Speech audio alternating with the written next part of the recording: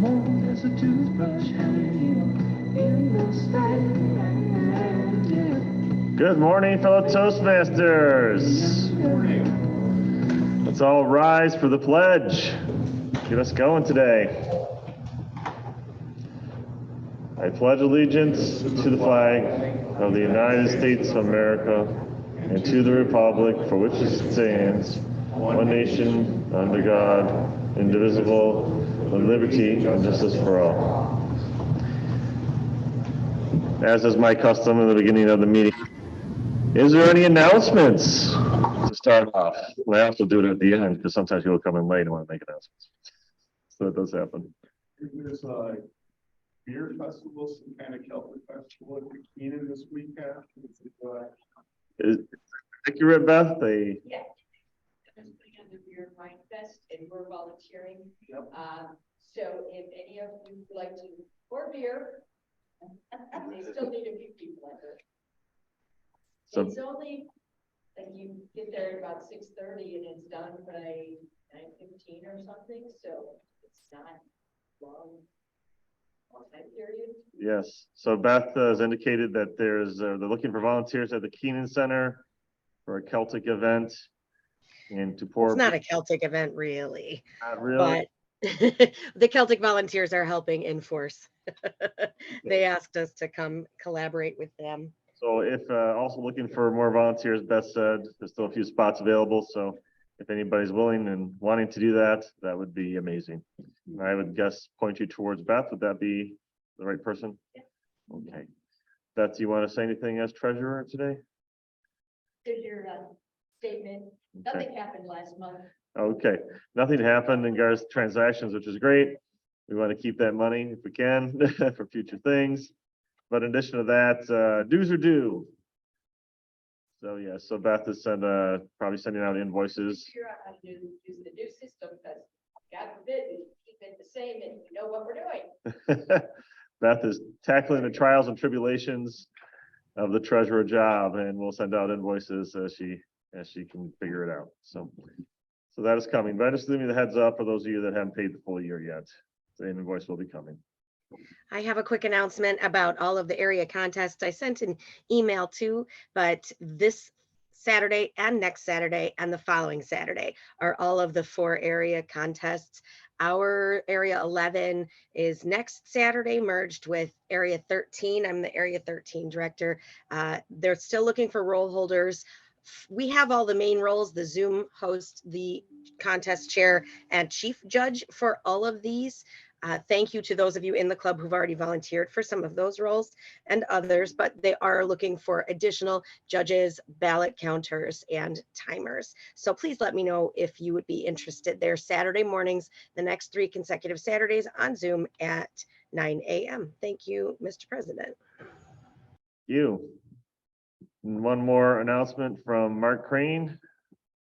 I brought an application in for merit badge counselors for the Boy Scouts, and we're always looking for a public speaking merit badge, and I also gave 2 opportunities for Steve, the astronomy, and also public speaking. So whatever's up your, your personal background, including yourself, you might have other ones that you would like to do.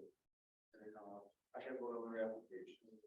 Everything else can be found online. Yes.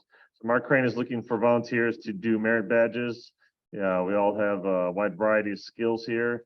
He's already recruited Steve for astronomy and public speaking. There, of course, are positions for others if you wanted to assist the Boy Scouts. Any other announcements? Can I get the inspiration for the day? David Jones. Yes, Mr. President, and good morning, fellow Toastmasters. Brian Tracy, motivational speaker, says that we have 3 enemies of success. The first enemy is comfort zones. People become comfortable doing what they're doing, and they don't like to change. In fact, 80% of the population finds reasons not to change, even if that change is beneficial and positive. Now, fortunately, we at Toastmasters get outside of our comfort zones every single meeting. So we can X off that enemy of success. Enemy number 2 is learned helplessness. This is when we have that thought in our head that I can't do it, I can't do it, I can't do it. Again, we at Toastmasters know we can do just about anything. So we can X off that enemy of our success. And enemy number 3 is the path of least resistance. That's when people are always looking for an easy way to get a result. In fact, nothing worthwhile can be achieved easily. Everything worthwhile requires a long period of hard work with many failures along the way. And nothing says Toastmasters more to me than that. Nothing worthwhile can be achieved easily. Everything worthwhile requires a long period of hard work with many failures along the way. Mr. President. Thank you for those words of wisdom. Appreciate it. And inspiration for today. I'd like to commend Sylvia for stepping up as Toastmaster. I believe she was replacing Jill. Is that correct? She's looking at me confused. Okay. So Sylvia, please welcome our Toastmaster today up.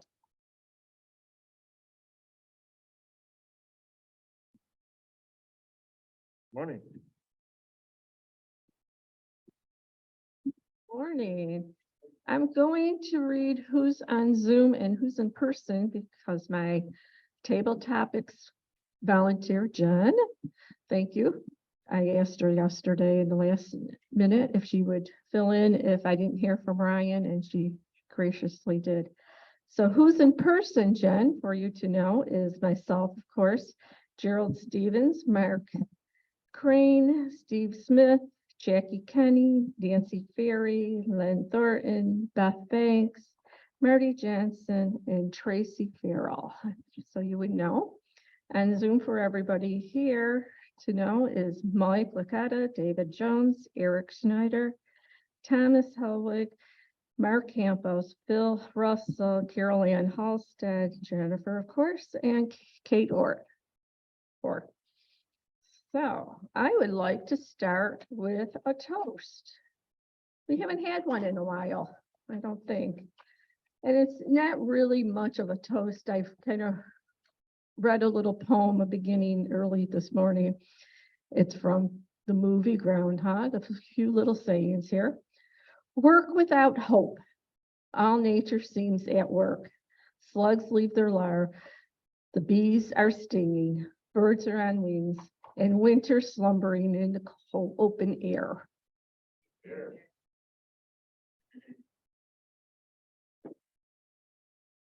So Jill started to do this theme and she couldn't continue. And she said, you know, if I wanted to run with it, go ahead. And I thought, well, why not? Let's have a fun morning. We're here early in the morning. So what is the story with Groundhog? What the heck is this day? So back in February 2nd, 1887, the rodent meteorologist is celebrated at Gobbler's Knob in Punxsutawney, Pennsylvania. According to tradition, if the groundhog comes out of his hole on this day, sees its shadow, it gets scared and runs back into his burrow, predicts 6 more weeks of winter. No shadow? Spring is going to come early. So where did this all begin? So the Christian tradition of candles, where clergy would bless and distribute candles needed for winter. The candles represent how long and cold winter would be. The Germans expand on this concept by selecting an animal, the hedgehog, as meaning of predicting weather. Once they came to America, the German settlers in Pennsylvania continued the tradition throughout. They switched the hedgehog to groundhog, which was plenty in the Keystone State. Groundhogs, also called woodchucks, typically weigh between 12 to 18 pounds, live about 6 to 8 years. They eat vegetables and fruit, whistle when they're frightened or looking for a mate. Sometimes they are called whistle pigs, and can climb trees and swim. They go into hibernation in the late fall. During that time, their body temperatures drop. Their heartbeat slows down from 80 beats a minute to 5. And they could lose 30% of their body fat. I think that's a great diet. But they go back in February after they find a mate. Maybe they don't find one, but they go back in and they come back out in March.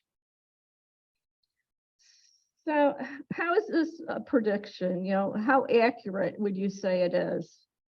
Well, the meteorologists, National Climate Data Center and the Canadian Services says Puxo Phil, he's about a 50-50. But the can't talk this morning. Stanton Island Chuck, on the other hand, he's about 80% accurate. So maybe we should listen to him instead. I'm going to go with the job holders, and I'm going to jump a little bit. I'm going to start with Eric, my general evaluator this morning. Are you available, Eric? Uh-oh, he ran off on me. Okay, we'll start with the word master, Thomas. Thomas is on Zoom. That's correct. Thank you, Madam Toastmaster. Well, we can, just like Groundhog Day, we can either stay in or we can come out. So I'll let the group decide. Is our word of the day emerge or hibernate? How many people would like emerge? I'm looking at gallery. No one. One, Got a couple two, hands here. We have about 4 or 5. couple. How about hibernate? Who likes hibernate? 3 here, 2. How about both? Okay, I will track both for Katie. If you can use emerge, whatever you feel, it looks pretty tied. So emerge or hibernate is our word of the day. Do whatever you're going to do, and we'll see whether or not you're accurate in 2 weeks as far as spring goes. Back to you, Madam Toastmaster. Okay. Our master this morning, Tracy Farrell. Tracy.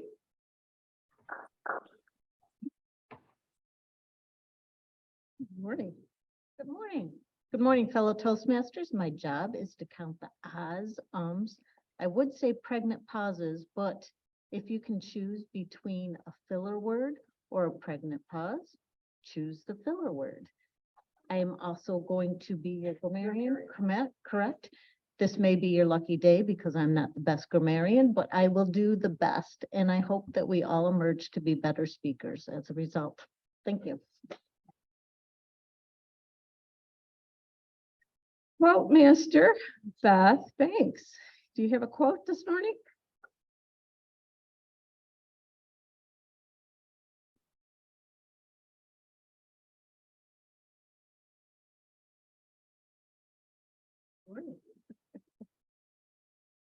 Good morning, fellow Toastmasters. My quote is also from Groundhog Day, the movie. This is Rita talking. Sometimes I wish I had 1,000 lifetimes. I don't know, Phil. Maybe it's not a curse. Just depends on how you look at it. But Phil responds, I was in the Virgin Islands once. I met a girl. We ate lobster, drank pina coladas. At sunset, we made love like sea otters. That was a pretty good day. Why couldn't I get that day over and over again? Things he learned from the movie: self-awareness, self-improvement, and self-transformation are necessary to live your best life.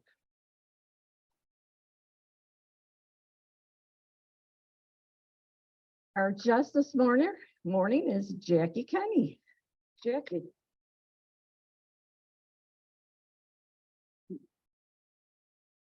Thank you. Good morning, everyone. What did Peppermint Patty ask Charlie Brown when they needed to start a campfire? Come on, guys. Where's the wood, Chuck? Why is coronavirus like Groundhog Day? The actual day, not the film. If you stick your head outside and encounter another person, you get 6 more weeks of quarantine.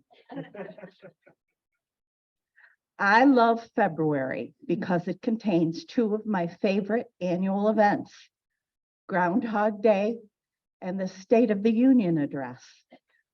One involves a meaningless ritual in which we look to a notoriously unreliable mammal for prognostication with no basis in reality. The other involves a groundhog.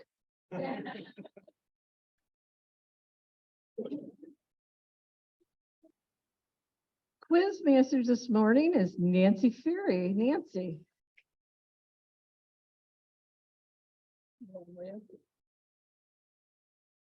Well, I'm Nancy and good morning. As your quiz master, I will be listening carefully to everyone and pulling up some questions. I hope they emerge naturally, and I hope that you are not hibernating while people are speaking and will be able to come up with some great answers. Thank you very much. See, I have Eric back. Eric, could you tell us your role this morning? Thank you, I'm Toastmaster. As I emerge from driving, I will be happy to explain what I am going to be doing today as general evaluator. I will be evaluating Sylvia, our Toastmaster, our evaluators, and give the general tenor of today's meeting. Thank you. Back to you, ma'am Toastmaster. Hi. Len Thornton is our timer this morning. Len? Thank you, Sylvia. Yes, I am timer this morning, and you will see what you see right there on the second screen.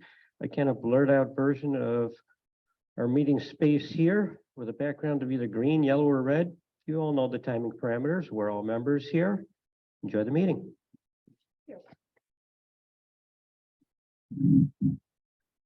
As I stated earlier this morning, that Jen is our table topics master, and we're going to go into table topics, and I hope everybody has their little ballot here that is in person to cast your votes.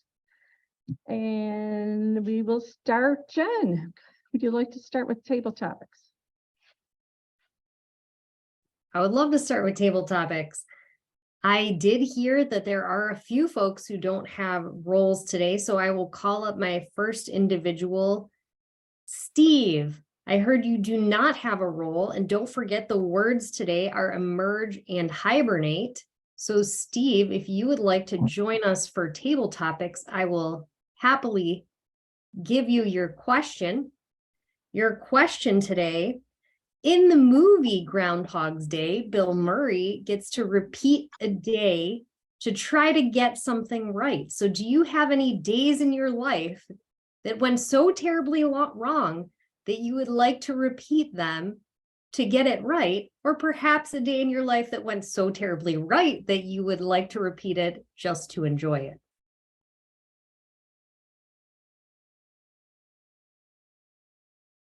Wow, thank you. That's an interesting array of topics. I can't think of any day I'd like to repeat endlessly. There are a number of them I like to forget, most of which I don't think I better talk about. And oddly enough, I have never seen the movie Groundhog Day. I'm familiar with it. I know the basic plot, but I have not seen it. I like comedies. But as many of you know, I'm a major horror fan, so that's what most of my movie watching entails, particularly the old classics. It was actually an answer on Jeopardy the other day. They asked about a 1920 film that they tried to ban, The Widow tried to ban, and she didn't succeed. That was Nosferatu. I don't think anybody knew it. I did. It's a great film. It's called Nosferatu, or A Symphony of Terror. And if you're into silent films, you've got to see this thing. But there's a number of other really strange silent films. The Cabinet of Dr. Caligari, the German expressionistic of the early 1990s and 20s. But anyway, I'm supposed to be talking about Groundhog Day. I'm afraid that I don't know what to say about that. I'm not one to hibernate, but as a matter of fact, I have not hibernated. I've been busy. I have, and you may remember, I gave a speech about this a while ago. I have thrown my hat in the ring again to run for political office down in our great city of Wilson. Now, there's two people running for two offices. I might make it this time. I'm not counting anything yet. So I thank you for this time to announce my candidacy, and back to you, Madam Table Topics person. Thank you, Steve. Our second candidate today will be Mark. Mark, I believe you are also in the room today. If you want to come up to the lectern, your question today, in this day and age, we have many people changing holiday traditions or creating new holiday traditions. For example, I know some friends of mine do a bunch of things for St. Patrick's Day. They now put some green dye in the toilet for their children and make it look like a leprechaun has come and invaded their home. So if you were charged with creating some new traditions for us all to celebrate Groundhog's Day, how do you think we should do that? Well, thank you. It's a great topic. Actually, the Groundhog Day is very popular in our household because I've called my wife the Groundhog of 1966 because that's her birthday.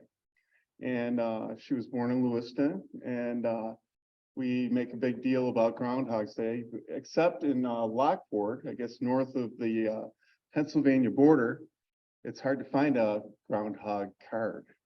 So I had to make my own today, but I did bring it here, and I left it for her on the table. So when she gets up, she can look at that going to work. But we actually got a chance to go down to Groundhog's Day. We took a 1-tank trip.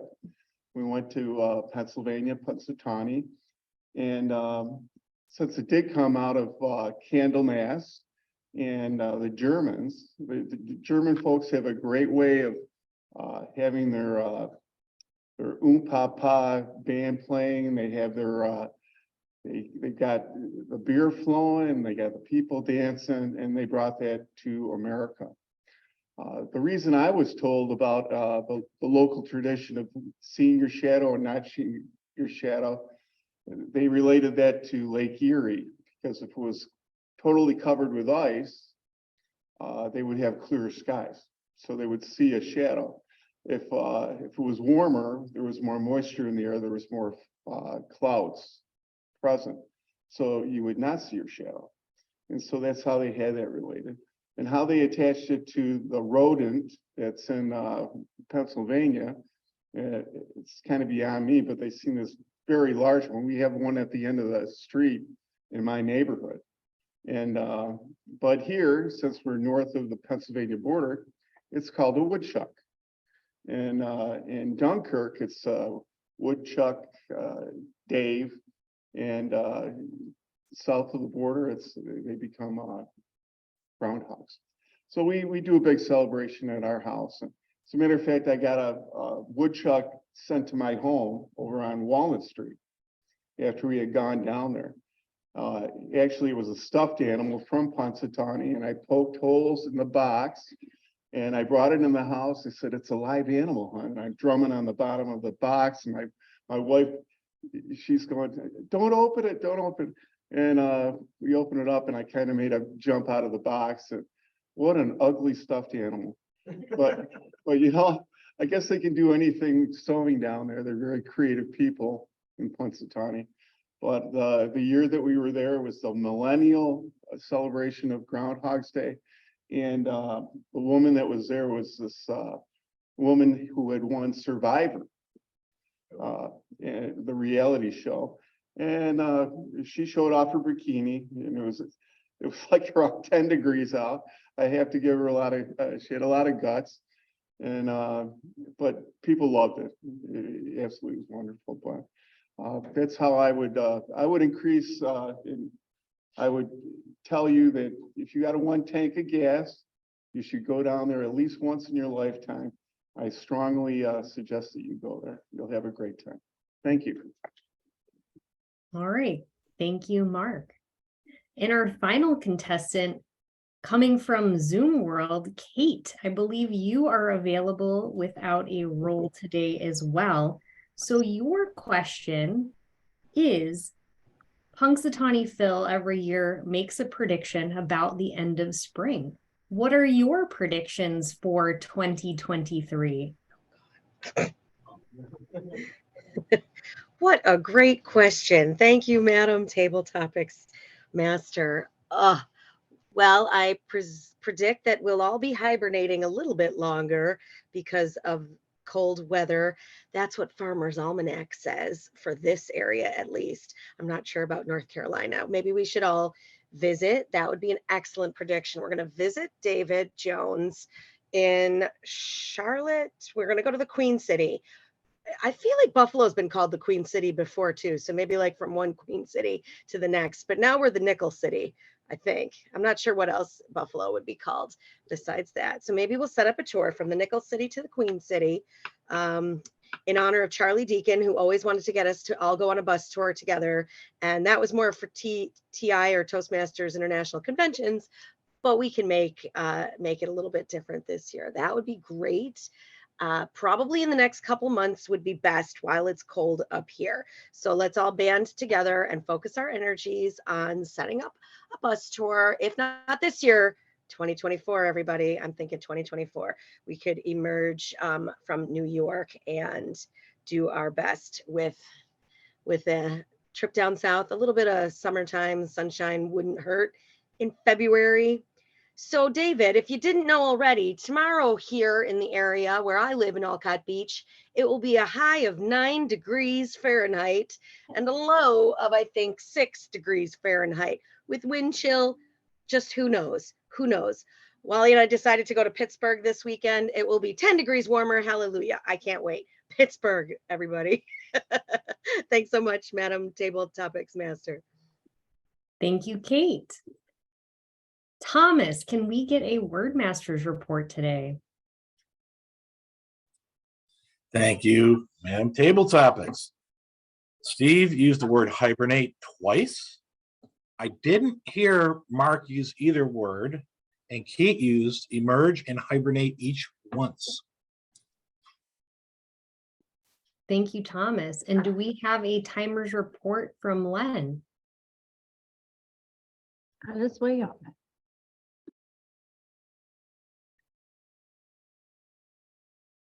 Thank you, Madam Topic Master. Steve spoke at 152, he qualified. Kate spoke for 146 and qualified. Mark took that little red background indicator to mean speak for 6 more minutes. So he went considerably over. I think I stopped counting at 329. So by timing parameters, Steve and Kate are eligible for voting. All right, and then I will turn it back over to Sylvia. But Mark gave us a lot of history, so he did a great job. So please cast your vote for Steve or Kate. Jackie's coming around here in the building. So today's 3 speakers are Gerald Stevens, Carol Ann Halstead, and Phil Russell, and the evaluators for Gerald Stevens and the others is Marty Jensen, Mark Campos, and Michael Lacata. And we're going to start with Marty. Marty, please come on up.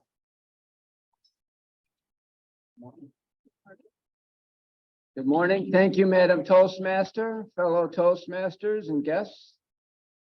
I have the privilege this morning of evaluating our club president, Gerald Stevens, who's speaking level 2 for his project this morning, Understanding Your Leadership Style.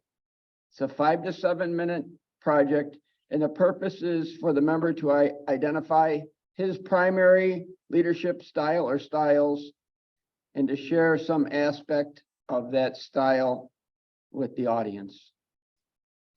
Madam Toastmaster, fellow Toastmasters, please help me welcome Gerald Stevens, Army years, Army years.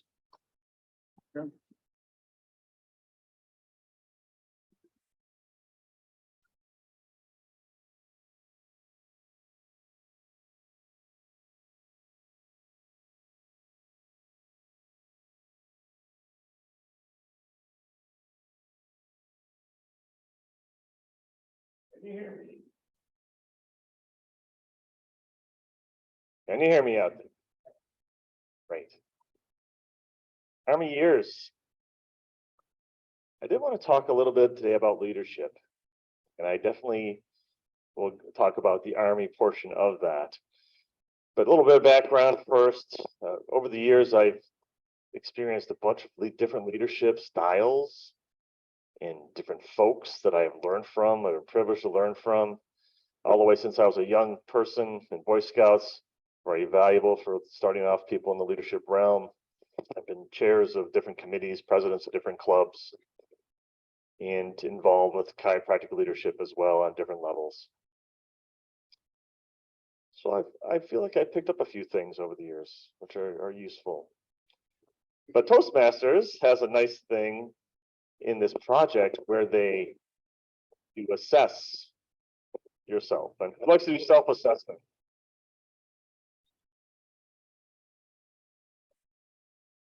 Who likes to do self-assessment? Does anybody ever take a quiz to self-assess themselves about different things? Okay, so we have a few hands gingerly going up. I'm not going to call on you. Don't worry about that. Well, Toastmasters does this for leadership.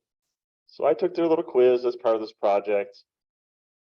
And they have different categories of leadership. So they have a coaching style, they have an authoritative style, they have an altruistic style, they have a long list of styles. And as it turns out, I am 20% of everything. So basically, I'm a Heinz 57 of a leader. And I'm okay with that because I figure that I've learned a few things from different areas. But today I wanted to talk about the Army portion of that. So I did spend 6 years in the Army National Guard. I was an infantryman. I did a little bit of artillery and transportation. I went to some leadership classes there, certainly. I became a sergeant E5, and I did some officer training as well. I was lucky enough to be in between the two Gulf Wars, 6-year period. So that worked out amazing because I didn't have to go overseas and fight any wars. For me, it worked out amazing. In the end, I do have a soft spot in my heart for the military, certainly. And I was happy that my kids went on to do that as well, because my family has a long tradition in the military as well. So my son went in the Marines, and then my daughter went in the Army, Okinawa, and served her time there too. So I feel like it definitely helped them, I'd like to think anyway, with leadership and things in their future. My son is a manager of a store now, so hopefully he's putting some of those skills to use. So what did I learn in the Army? So from the Army example, it doesn't always translate, I will say, to the real world. But I feel leadership is leadership. So if you learn a skill, you can apply that in different areas. And I feel like it would actually, some of it would translate, but not necessarily the Army style, because you're talking to an employee, possibly in a sort of style that the Army would not probably work too well in the real world. But there are some things you can take from it. So a few stories from the military. I did my basic training in Fort Benning, Georgia, as an infantry man there. It was fun. I enjoyed the camaraderie of hanging out with the boys. I did not enjoy the drill sergeants yelling at me, certainly. And I know Tom was actually a drill sergeant himself. So he has, I'm sure, tons of stories of people that he's trained over the years, which I would actually like to hear more of. So I'm calling him for that in the future. One of the main stories I remember, though, our drill sergeant Bubba Smith, he was sadistic, I think. he enjoyed torturing us different ways. And when I first got there, I was actually a rank of a specialist, because that's pretty high for basic training. So I was the highest rank in the whole platoon.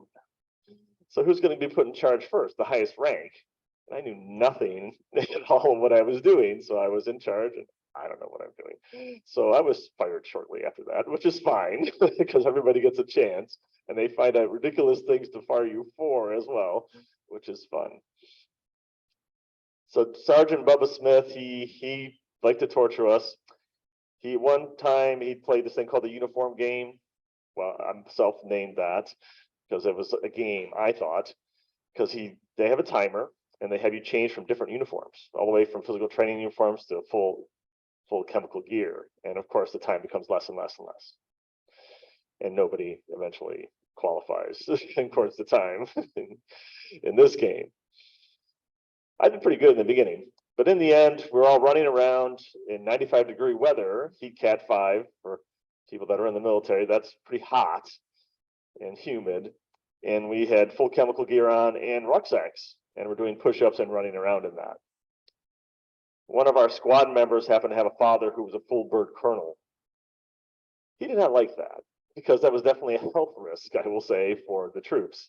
So he talked to Daddy, and Drill Sergeant Bubba Smith disappeared. I don't know if he was reassigned or if he was court-martialed. We thought he was court-martialed. We hoped he was court-martialed. But in the end, he probably was reassigned and maybe just had his hand slapped. Nobody was hurt. Nobody died. But in the end, I remember my friend doing push-ups there with his rucksack on and hyperventilating and freaking out. So I had to calm him down. So skills dealing with people that are in stress. So the military puts you under stress so you can deal with stressful situations in the real world. So that's the part of that. It took me a while to figure out why they were doing these things. It's like, okay, I'm under stress. I have to make a decision quickly. And they are putting stress on you. So you learn from that. Well, they also make you physically stronger. So even if you screw up, you're doing push-ups and whatnot. So you'll be a better soldier, stronger soldier, not only physically, but mentally. So it took me a while to figure that all out. And I did move on to do some officer training as well. And we had a TAC officer there who also was sadistic, apparently, and liked to torture us as well. And he did some things where I remember I made a comment because he was basically being a jerk, and he was hiding in the bathroom on top of the toilet. And he overheard me, and I swore, of course. And then he said, "Officers don't swear," which is a complete lie. Because they're in the military, don't swear. So he said that. He said, "You have to come up with 50 alternative phrases for oh beep," we'll say, and by tomorrow. And of course, I couldn't do that because there's not enough time. So he would bring that up whenever it was slow. "How you doing on that candidate?" They call you, Stevens. And I was like, I haven't got 50 of these things. So he tortured me at first, but then he tortured everybody else. So a form of team building, which you cannot apply, sadly, in the real world. But team building is important. So all my teammates helped, and we eventually came up with the proper amount. Team building. So Toastmasters has lots of avenues for leadership. Team building. I call on you guys to pursue some of those as an area governor, district governor, or even officers in this club. So eventually I will be done with my term, and if you are interested, let me know. Madam Toastmaster.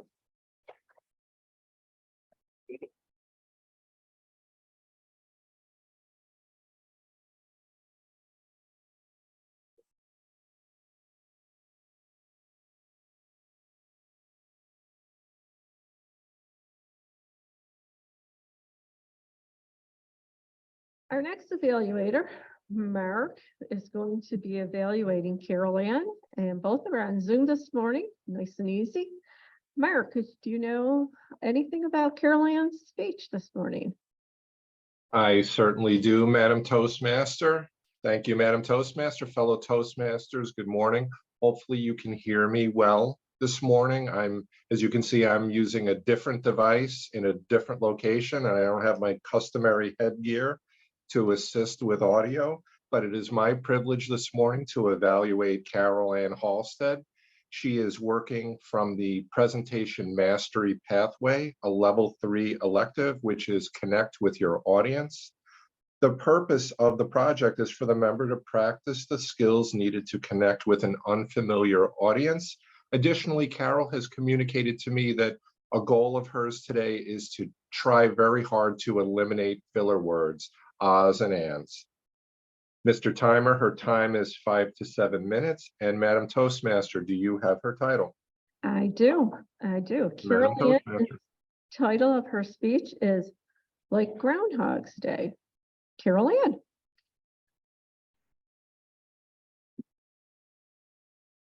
Recently, I experienced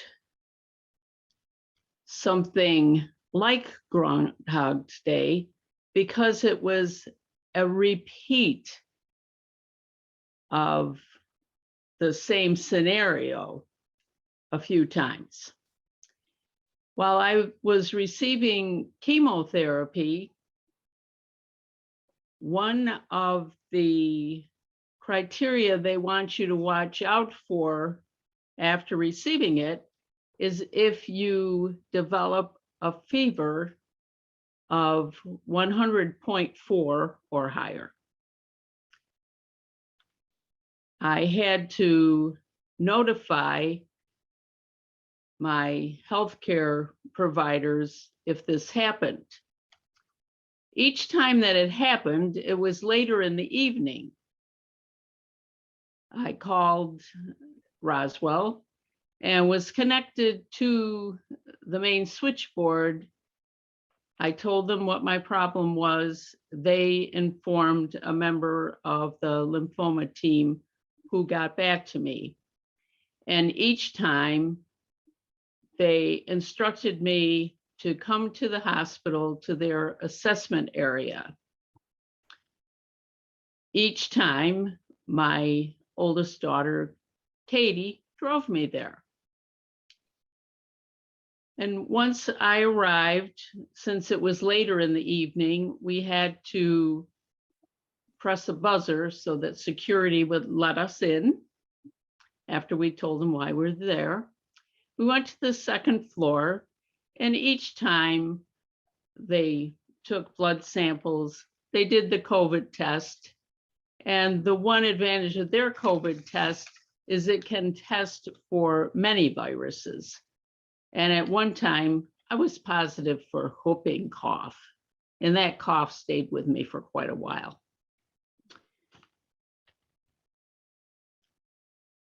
After I was assessed, my daughter had to stay there because they'd make a determination whether I should be admitted or not. And on 4 occasions, that was the case. I was wheeled to usually the 6th floor. Once it was on the 5th floor. I was taken into the same type of a room. It was a private room. The door was kept shut, and a large HEPA filter was wheeled in. This HEPA filter was necessary to keep any organisms away from me, since I was so vulnerable to catching things with a very low white blood cell count. However, the noise it made was similar to being on an airplane sitting next to the engine. But eventually you do learn to tolerate the noise. Each day my blood was checked for the counts. Sometimes I needed extra platelets. Sometimes I did need a blood transfusion. And at this time, I would like to say that I appreciate everyone that's involved with giving blood or platelets, or like Kate, just setting up times when people can donate. Usually after a week or so, after testing my numbers, particularly the white blood cell count, they would discharge me. And this seemed to be the same scenario each time. The doctor or a member of the team would come and write discharge instructions. The nurses would give them to me, and then after hibernating in this small enclosed space, the nurses would take me down the elevator, and I would emerge from the building at the front door and was picked up by family. And I relate this to Groundhog's Day because in my case, even though it wasn't the many days that the movie showed were repeated. However, it was the same scenario, seemed to be kind of over and over. Madam Toastmaster. Thank you, Carol Ann. The next evaluator, Mike Licata, is evaluating Phil Russell. Mike. Good morning, Madam Toastmaster, fellow Toastmasters, and especially Phil. Phil is speaking out of the innovative planning path. This is a level 3 elective. The project is for the member to practice being aware of his or her thoughts and feelings, as well as the impact of his or her responses on others. The member is also to share his or her experience completing the project. Mr. Timer, the time is 2 to 3 minutes, and I do believe you have his title, correct? I do. Phil's title this morning is Focus on the Positive is Not That Easy. You put them in capital letters, so that's why I stress that. Phil Russell. Before I get started, Mr. Timer, I'll let you know when I start on my report. But more importantly, can you see my hat? Can you see what it says? It says Groundhogger. Now, one day on Groundhog Day, we were doing a little drive around Niagara Falls, going down Buffalo Avenue. And I had to stop into one of my friendly proprietors on Buffalo Avenue, Stan Yannicke. And I walked in, and who but emerges? Alto Berg. Alto, what are you doing here? He says, we're having a party. It was Groundhog Day, and he was the president of the Groundhoggers. So I had to buy the hat and proceeded to enjoy a little bit of libation with our friend Alto Berg up in Niagara Falls with the great Groundhoggers. Oh, what a experience that was. Our proprietor, Stan Yannicke, had closed many a bar and reopened many a bar. Now, second story. I have been living Groundhog Day for 64 years. 1958, they announced the start of the American Football League. Buffalo Bills were going to be one of them. Oh, I was 11 years old. I couldn't wait. I had seen the New York Giants Baltimore game. I was a Giants fan. Oh, it was great. Our own team. Didn't happen that year, so wait till next year. 1959, didn't happen that year. Wait till next year. 1960, it happened. Oh, we didn't do too well. Wait till next year. In the mid-60s, we did win 2 AFL championships, right when they were talking about the start of the Super Bowl. Well, wait till next year. They didn't start it till the year after, and we lost to Kansas City. I repeat, wait till next year. Ever since then, it's been the same. This year included, right around Groundhog's Day. Wait till next year. That's all we can say as Buffalo Bills fans. Wait till next year. Welcome to Groundhog Day in Buffalo. All right, Mr. Timer, we're on. All right. Focus on the positive. Focus on the positive is a very interesting elective. I've taken it, I've already accomplished level 3 in this innovative planning. But I came upon this challenge, I call it a challenge, in one of the electives. And it's really fun in doing it. I am trying to focus on the positive for 2 weeks. That's your challenge. Write it down. What you need to do is you need to journal it, keep notes of it, what's going on. It's not that easy. The reason being, the negative is everywhere. It starts off up here. Then you have to chase it away. Then it comes from people around you. Whoa, that's even harder to chase away. To focus on the positive. Then Go out into the world. Just watch television. There's negativity everywhere, flowing at us, coming into our brain. It's not that easy, but you can do it. What's interesting in this process, I only do 2 weeks. I'm into my 8th week. I'm into my 8th week, and I am enjoying it more and more because when you follow this program, good things happen. When you think about the positive, good things happen. Might be a little thing, might be a big thing, but it happens when you start thinking positive and getting rid of the negative. Now, one of the interesting things about it is something negative will happen, and then you put it in your head about the positive, and you just start laughing at yourself for allowing that negativity to come into your head. Pretty interesting. So this report is a prelim to my 5 to 7 minute speech when I'm going to talk more directly about it. What's happened? Number one, I have found 3 other pathways projects related to this and things that I've wanted to do in Toastmasters.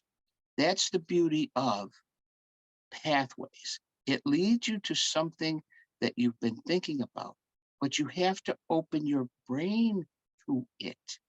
And it's interesting, this pathway is about that. Also, I found an old speech that I hadn't written. It was out of the old manuals. It's a 5 to 7 minute speech. I never finished it. I haven't found it in Pathways yet. I know it's there. But that's the 4th project I'm going to be working on. And in doing this, focus on the positive. I've come up with more material than I'll ever need for all my speeches. Madam Toastmaster. Thank you, Phil. Going to ask Len for a timer's report. Len? Thank you, Madam Toastmaster. I'm pleased to report all 3 of our speech contestants qualified today. We had Gerald Stevens at 7:27, just skipping in under the buffer with the buffer. Carol Ann, 5:49, and Phil Russell on his 2 to 3 minute speech came in at 3:11. Madam Toastmaster.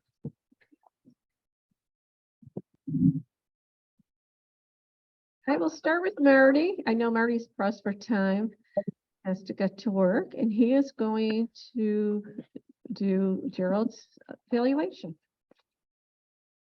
Thank you, Madam Toastmaster of the day, Sylvia and Gerald, fellow Toastmasters. The Army years. Very interesting speech project from Gerald this morning. For my evaluation, I'd like to start what Gerald excelled at. He did well with having the headset mic on in advance. It's always less stressful when you're prepared. Gerald was definitely prepared this morning, and myself and other members, it's always hard to just get that clip so you can see that red light on. Len, thanks for helping him finalize getting that into the right position. Had a little squelch on there or something, but once you get it in that with that red light and it's fully to the one side and red light, you're good to go. So kudos to you for having the headset mic on in advance, Gerald. You had wonderful hand gestures. You have a great storytelling ability. You identified your leadership skill, your leadership style, and you related your experiences through stories. You told us stories from your military career and your leadership in the military, and you're actually a leader in the military.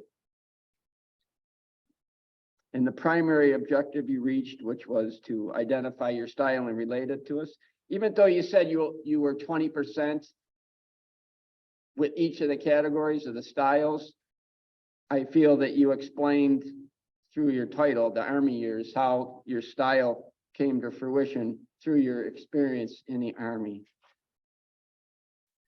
Moving on to a couple of things you can work on, and myself right now, standing in front, we always think when we're speaking, we look at the audience here, and I'm doing it myself. You have to focus on the TV and the light, right? And it's hard to do, but I think the more and more that we're in these hybrid meetings, we adjust to it. So that's something to work on. I'm working on it myself. Body position in the speaking area. I was going to suggest possibly starting in one position, tell the story here, but still be in with the camera, the angle, and then possibly still tell another story here. And then when you come full circle at the end of the speech project, possibly right in the beginning of the area, where just to have a little more body movement, but still be within the scope and the view of the camera, the audience. Body positioning, speaking area. And I would love to have heard some vocal commands. Soldier, an extra 20 push-ups especially from Drill Sergeant Bubba Smith. And I was thinking that Tom Heldwine was going to comment over his speaker through you, but thanks, Len, for not letting him break through the barrier this morning. And also, when you were reprimanded for swearing in the men's room, I was hoping that you could try to tie in some vocal variety there. But eye contact with the audience, body positioning, speaking area, and a little more oomph in vocal commands. Gerald, I appreciate you learning more about your leadership style and sharing it with us. And I hope you continue your leadership with AM Lockport and throughout the district. Gerald, thank you. Madam Toastmaster, please. Our next evaluator, Mark Campos. Could you tell us what suggestions you have for Carolyn? Or Carol Ann, I mean, sorry. Thank you, Madam Toastmaster, fellow Toastmasters, and especially Carol Ann. Good morning once again. Like Groundhog Day, I was intrigued by where this speech might go. What could this possibly be about? And then it became abundantly clear. And while you, as you said, you may not have experienced nearly as many days as Bill Murray did in the movie, you certainly experienced far more challenging days than he did in the movie. Well, let's talk about your strengths as a speaker today. First and foremost, this speech did not lend itself to vocal variety. It was a serious speech. However, I thought you did a great job of being very expressive today with your eyes, and sometimes they got big and then back to normal, and really good work with your facial expressions. So very expressive today. No notes at all. You just delivered the speech very smoothly, very calmly. Great job. And it's clearly a very personal speech. And I think when we give those types of speeches, there's always the potential that emotion can creep in and maybe overwhelm the speaker, but you did a wonderful job controlling that as well. The most important thing, your stated goal of limiting your filler words, your ahs and ums, you succeeded. But there was a point, maybe half a minute into the speech, I thought to myself, I really should be focusing on this. But the fact that I didn't notice it means they weren't there. And then when I was focusing, I might have heard one, but this was by far and away the best I've ever heard you in that regard. So great job with that. Having said all this, I think your speech could be even more effective in just a few ways. Number one, please try to strive to look directly at the camera. You looked like you were looking off center, probably at the audience, maybe looking for reaction. Try to look directly at the camera. Second thing, you were off center on your camera, which was just a little bit distracting. And number three, maybe just try to incorporate some gestures. I think all those things could succeed in adding more impact and enhance your ability to connect with the audience. But overall, I thought it was a great speech. I thank you for sharing with us some of the things that you've been experiencing as you've been navigating these challenges over these past few months. And more important than any pat on the back for a great job and a great speech, I salute you for your strength and courage, Madam Toastmaster. Our next evaluator is Michael Licata, and he is evaluating Phil Russell. Thank you again, Madam Toastmaster. Good morning, fellow Toastmasters. and especially Phil. Phil, I feel that the speech you gave this morning was very much a teaser speech. It was a shorter one. You did everything within the parameters of the evaluation form, so I want to give you good credit for that. I think that I have to commend you on doing such a good job of going above and beyond what they ask for when you come in terms of keeping a journal for 7 weeks instead of 2. I think that you did a great job of using gestures, and it definitely enhanced the speech. You did a great job with your cadence and your vocal variety in terms of your pacing. You were very clear, and you gave a great example of what it means to be concise when giving a speech.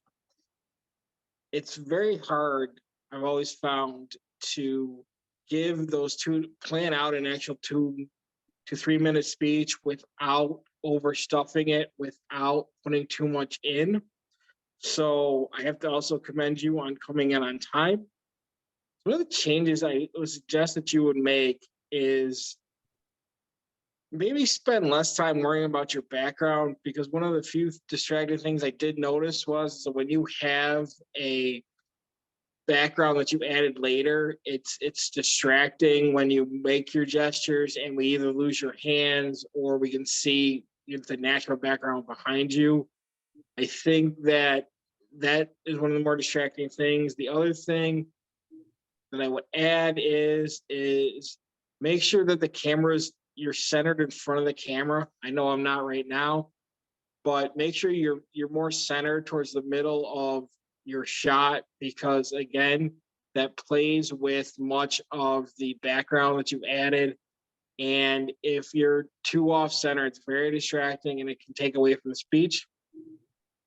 But I want to thank you this morning for sharing this teaser speech with us, and I look forward to your next speech when you give us the full 5 to 7 minute speech about being positive. Madam Toastmaster. Thank you, Mike. I'm going to ask Len for a timer's report of the evaluators, and then we could cast our votes for the evaluator.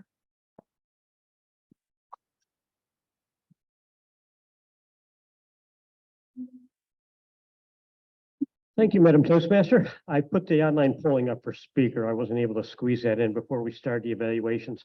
I'm pleased to report that all 3 of our evaluators also qualified today.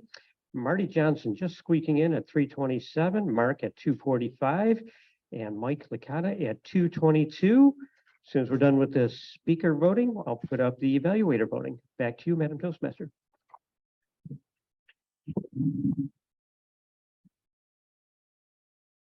Just a personal story, how disappointing and sheltered life I lived. Growing up, very sheltered. I must have been about 16 years old, because I was dressed going to work. It was very early in the morning. It was February 2nd. I'm not sure why I wasn't going to school that day. Maybe it was closed for the weather. Hard to say. I can't remember that far back sometimes. But I was sitting having breakfast with my father, and my mother was in another room, and he had the news on, and we're waiting to see what Punxsutawney Phil was going to predict. And this little town had only 6,000 people in their population. That day, they had 20 to 30,000 people visiting, anxious, cold, bundled up, want to know what's going on. So of course, close to 7:30 as sunlight was hitting, they pulled this poor little thing out of his hole, put a flashlight, said, hey, saw a shadow, and threw him back in, and he ran back in. They didn't have to put him down very far. And you hear people cheering and the music and all that stuff, all that good things. I just looked at my father and said, what did happen? What are they doing? And he just looked at me and goes, well, according to the calendar, 6 weeks from now is spring. And I just looked at him again like, And I said, I was so disappointed. And he went into the kitchen. He must have been laughing. And my mother must have said, what the heck? And he said, she has that look on her face. Like you just told her there was no Santa Claus. I was so disappointed. This is what they did. I never was up early enough to see what happened. But it was very disappointing. Hey, March 12th this year, Daylight Savings Day, spring's here. So that's 6 weeks from now, if anyone wants to look at their calendar. Mr. General Evaluator, Eric, could you tell us what you thought of today's meeting and do the rolls? Thank you very much, Madam Toastmaster. Good morning, fellow Toastmasters, both in person and on Zoom. Sorry, it's been a rough 48 hours. I was in the hospital the other night. Severe bloody nose, blood pressure went through the roof. So it was not a nice 48 hours, but I'm on the mend, taking my blood pressure medicine. So if anybody wants to send me a text saying, take your blood pressure medicine, please do, because I always forget to take my blood pressure meds when I get home from work. So that is the thing I really need to brush up on. So, but I'm on the mend. As far as my evaluation, this was a good meeting today. Sylvia, thank you again for stepping up and taking over the Toastmaster role for Jill. We hope Jill feels better very soon.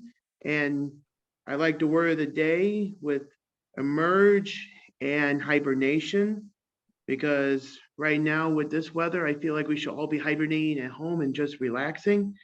And but that was a great theme. So thank you very much, Sylvia. Jen, I know Jen's offline because she's probably on her way to work. She had very good table topics questions, very well detailed. And thank you to all our table topics participants for participating in that. Now to our evaluators. We had 3 wonderful detailed evaluations from all 3 of our evaluators. Marty really did good, gave some good pointers for Dr. Stevens. And I agree with Marty about having Gerald make sure he's looking at the audience and at the camera at the same time, so we all can be engaged into his speech. And also body position, that's another definite must. So good job, Marty. I know Mark just went offline for work. As a veteran Toastmaster, he did a wonderful job of giving an evaluation for Carol Ann. Again, good pointers and good suggestions. And I have also a suggestion for Carol Ann. Maybe if you have like a laptop, maybe prop it up on a pile of books so we can have a good camera angle, and maybe do some more gestures in there as well.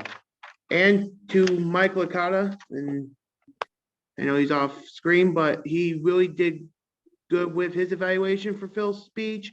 Another good pointers for him, and also with suggestions, really good suggestions regarding Phil's camera angle and background with your hand suggestions. So maybe want to work on a little bit more, Phil, but other than that, really good speeches and evaluations. And now I will go to reports. Tracy, our master grammarian. Tracy, would you come up to the lectern and give us your report, please?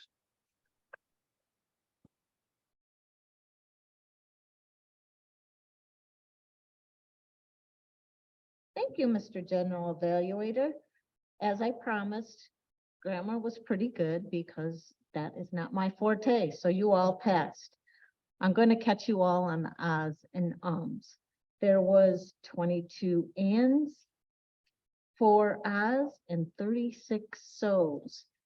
I didn't even include the speakers in that, so I would ask that Gerald Stevens watch his so's. Carol Ann, watch your ands. Phil, you did a fantastic job, and I really have to tell Mike Licata how much you improved on this, because I always catch you on your ands, and you didn't do that today. You did an excellent speech today. One of the things, you can be in Toastmasters as long as you want. And I did learn today as I'm listening to speeches, the reason why we don't want those ands and ahs, if we replace it with wouldn't you know, or then suddenly, something a lot more descriptive, it makes our speeches more interesting. So please try to watch those ands, ums, and so's, replace them with better descriptive words, and we'll be better speakers. Thank you, Mr. General Evaluator. Thank you very much, Tracy. Who is our quiz master? Nancy. Nancy is our quiz master, and as Nancy comes up, just to let you know, the groundhogs did not see his shadow, just to let you know.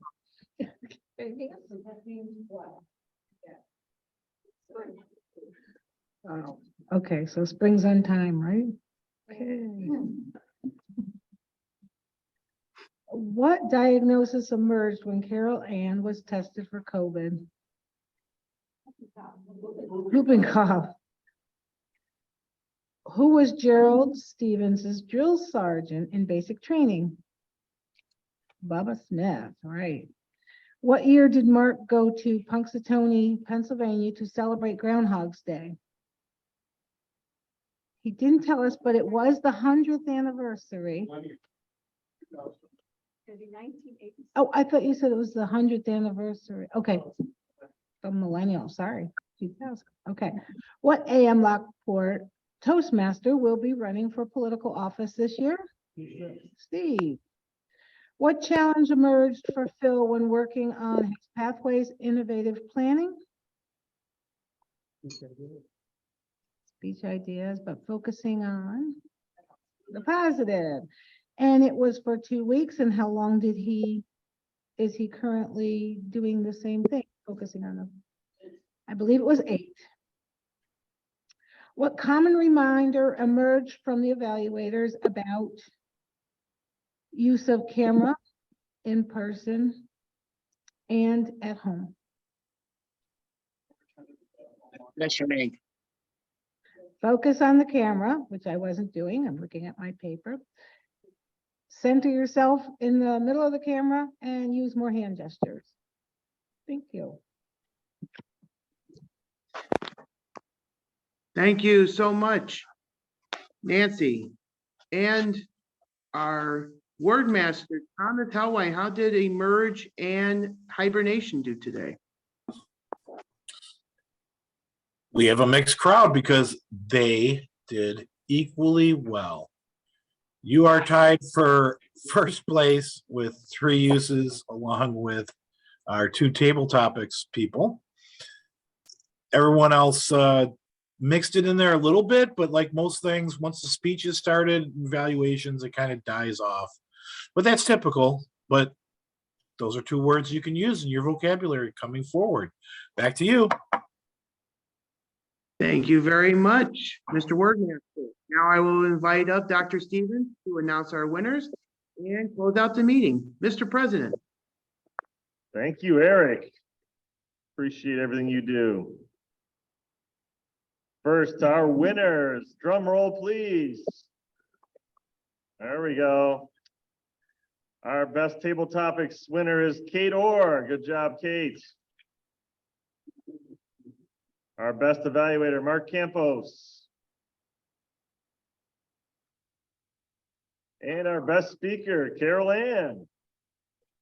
Good job, Carol.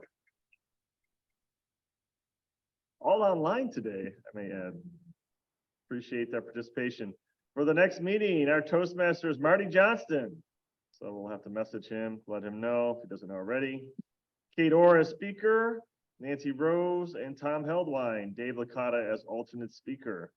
Since no one is in the room to take, I will pick the split club here and see what happens. If I can reach in there, mix it around. Okay. All right, I got one, I think. Okay. Our winner is 656. Steve Smith gets half the pot. Congratulations, Steve. Any other announcements that may have popped up in people's minds since the last meeting? I have one. Tracy has one. Come on up, Tracy.